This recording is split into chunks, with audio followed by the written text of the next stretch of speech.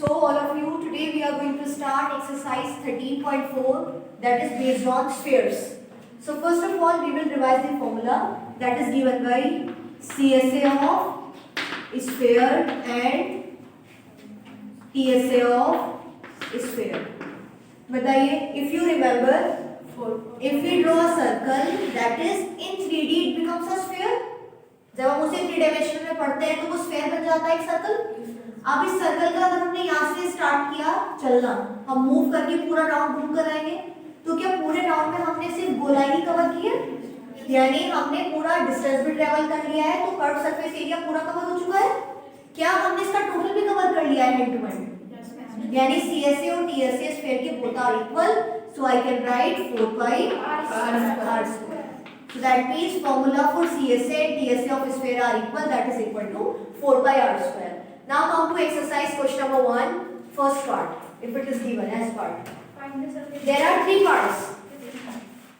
So we will do here, tell me which part we should do, first, second or third.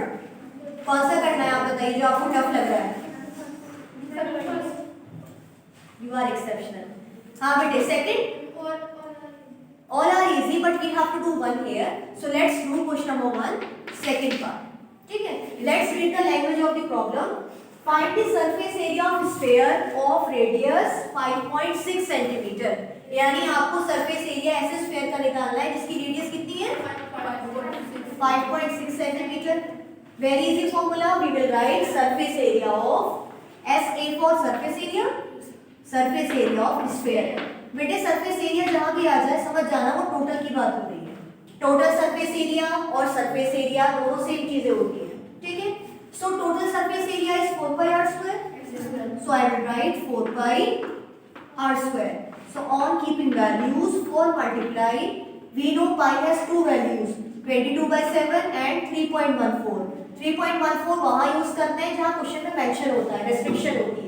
Otherwise का हमेशा कितनी use करेंगे? 22/7. And now we have radius square, that means radius की दो बार multiply करके आपको लिखना है. So I can write 5.6 into 5.6. Now we have to solve. बताइए कैसे सॉल्व करें? बेटे अगर हम बिना पॉइंट रिमूव करे करना चाहे कर सकते हैं? ये बताओ, पॉइंट को भूल जाओ आप. 56 7 के टेबल में आता है? 7 8 सा होता है ना? You got final answer. Very good. But we are on the way. ठीक है? This is wrong answer. 1386. चलो, we will match at the end. अब आप लोग देखिए बेटे, 7 8 से 56 होता है ना? बट क्योंकि यहाँ पॉइंट था तो पॉइंट एक नंबर से पहले था, तो यहाँ भी पॉइंट होना चाहिए. 0 हम एडजस्ट करेंगे. समझ में आ गया है? तो आप क्या करेंगे, पूरे टेबल में चलाने के बाद देखिए कितने नंबर से पहले पॉइंट है, तो पॉइंट आप खुद लगा देंगे आंसर में.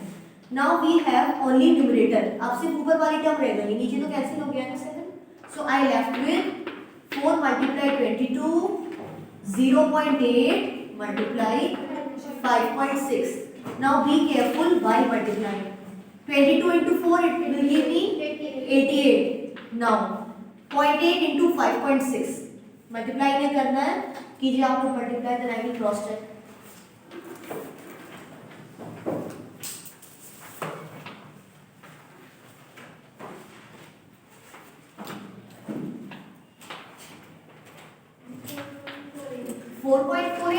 Yes, I got the same answer. 4.48 ही आ रहा है. अब इन दोनों को भी मल्टीप्लाई करना है. Do it fast. 88 multiply 4.48.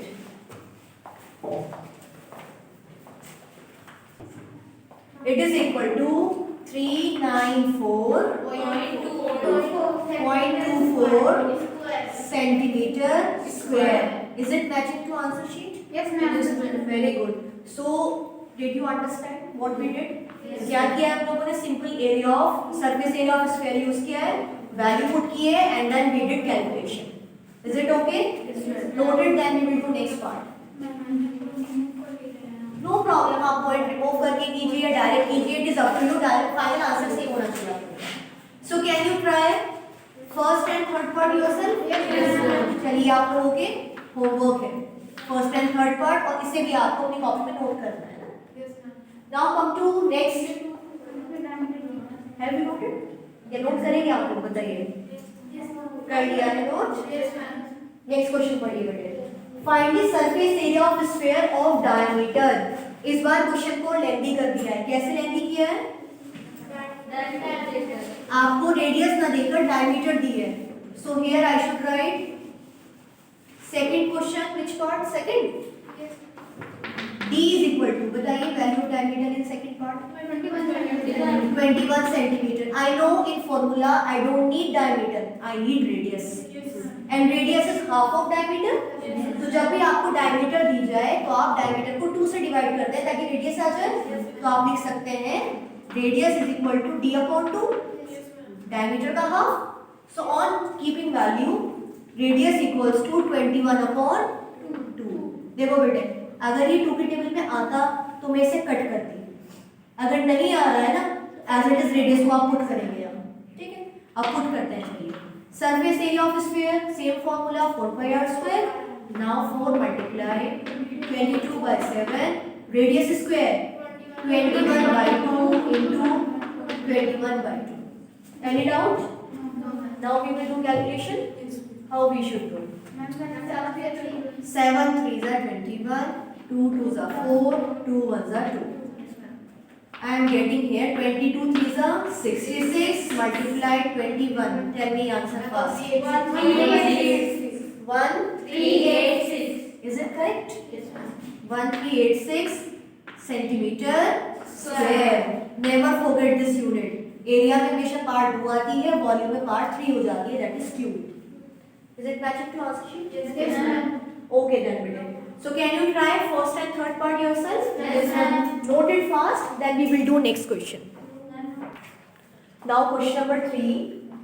It is given that find the total surface area of a hemisphere of radius 10 centimeter. आपको इसमें TSA निकालना है हेमिस्फेयर का।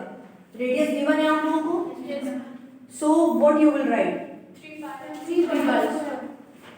अब हमने यहाँ बेटे स्टार्टिंग में सिर्फ स्फेयर देखा है, हेमिस्फेयर तो हमने रिवाइज ही नहीं किया है। So we should revise it first.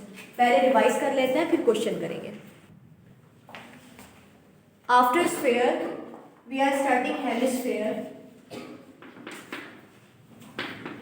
So CSA of hemisphere and TSA। Okay, first is CSA of hemisphere, यानी आपको हेमिस्फेयर कब आता है? जब आप स्फेयर को हाफ कर देते हैं, तो यानी 4πr² का हाफ करेंगे तो 2πr²। What about TSA? आपको सब एक्सप्लेन किया था लास्ट में, it is 3πr²। Now based on this we have next question, that is question number 3। इसमें लिखा है find the total surface area of a hemisphere with radius 10। So here r is equal to 10 centimeter and they ask us total surface area. We know TSA of hemisphere is given by 3πr²। बस value रखनी है आप लोगों को। 3 multiply 22 by 7। Restriction है इसमें, restriction है बेटे, आपको 22 by 7 नहीं यूज करना है, 3.14 यूज करनी है। Then you have to use that only. 3.14 radius की पार्ट 2 है, 10 मल्टीप्लाई 10। नाउ सी डेसिमल हटाने में यहाँ फायदा है। क्यों फायदा है? क्योंकि 10 से कट हो जाएगा। 100 आएगा बेटे नीचे, 2 0 से ये 2 0 कट हो गए, ऊपर क्या रह जाएगा? बस 3 multiply 3 1 4 9 4 4 12 4 9 42 centimetre square our answer. समझ में आया आप लोगों को? Yes, ma'am. Note this question fast.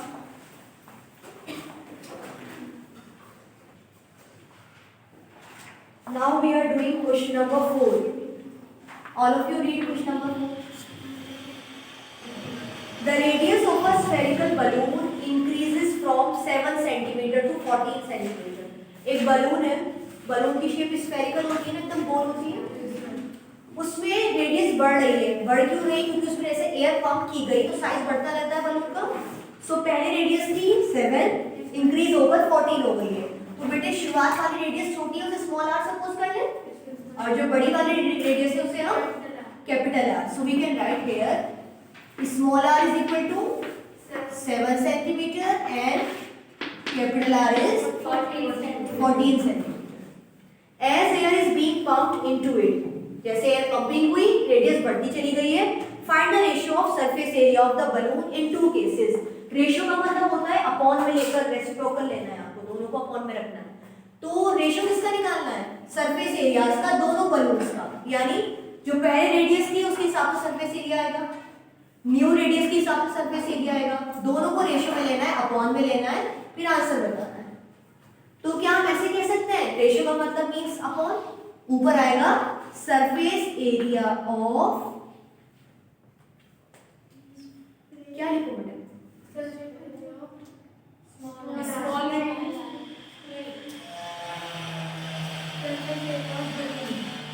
Surface area of balloon initially, यानी जब वो स्टार्ट हुआ था इसमें 7 सेंटीमीटर में, और उसे हम फाइनली कह देंगे लास्ट में। या फिर आप इनिशियल फाइनल के पेज पर लिखते हैं surface area of first case, surface area of second case, language is yours, कोई मार्क्स नहीं कट होते हैं, बस बात सही होनी चाहिए। Surface area of balloon initially यानी शुरुआत में जो थी, upon surface area of balloon finally जो लास्ट में आई है इस रेडियस के साथ, इनिशियल थी 7 के साथ, दैट इज इक्वल टू। अब बेटे हम अपॉन में डायरेक्ट क्यों ले रहे हैं? क्योंकि सॉल्यूशन बहुत आसान हो जाएगा इसे। तो सरफेस एरिया का फॉर्मूला क्या होता है? Balloon sphere 4πr²। बस आप रेडियस का ध्यान रखना, इनिशियल में स्मॉल r यूज करनी है, आपको फाइनल में capital r। So 4π small r² upon 4π capital R²। देखो 4π से 4π डायरेक्ट कट हो गया है, सॉल्व करने की नीड ही नहीं पड़ी है, ठीक है।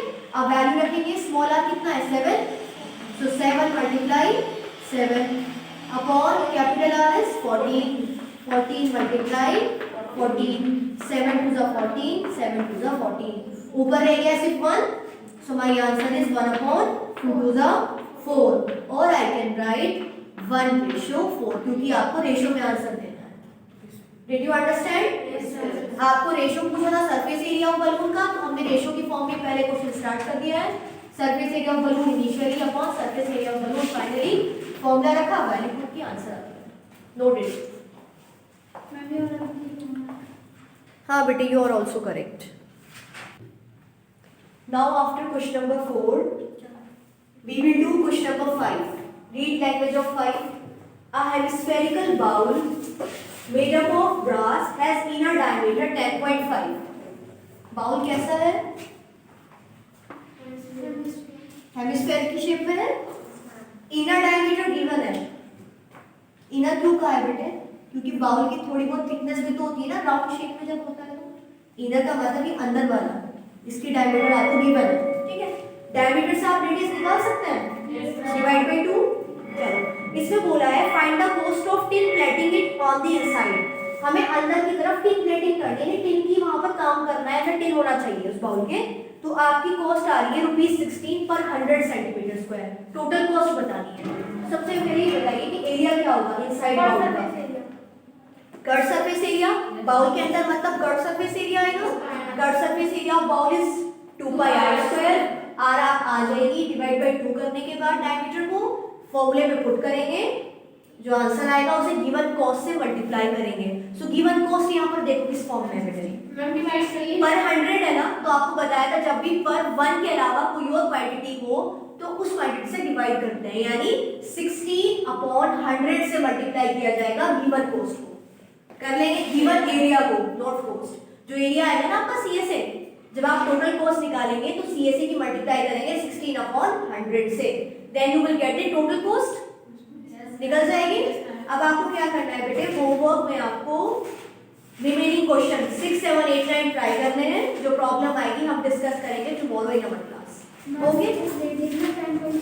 अब रेडियस 10.5 है, तो अपॉन 2 करने के बाद कैंसिल मत करना, क्योंकि 2 के टेबल में डायरेक्ट 10.5 नहीं आता है ना, उसे एज इट इज नोट करके नीचे लिखना, clear. So complete your work of exercise 13.4. Doubts will be discussed tomorrow. Thank you so much.